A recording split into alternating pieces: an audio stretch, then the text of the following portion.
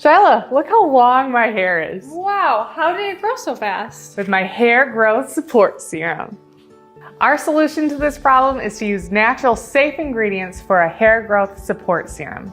This recipe is super easy to make. All you need is castor oil and Beauty Within essential oil blend, both in this month's recipe box. To make this recipe, you'll need 1.5 tablespoons of castor oil plus 3 drops of Beauty Within essential oil blend. Just mix them together and put it in a sealable container and label. Your label comes in your recipe box, and you can get a container just like this at any of your craft stores. To use this hair growth support serum, apply it to your hair at night and then rinse it out in the morning with your normal washing routine. Or if you want, you can use it in shorter amounts of time.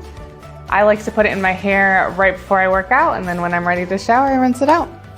Wow, this recipe only has 2 ingredients in it. Why have we been paying all this money for these store-bought products?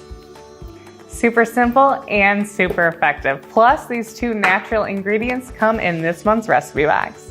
So go ahead and go to simplyearth.com/box to learn how to use essential oils effectively. Thanks for watching.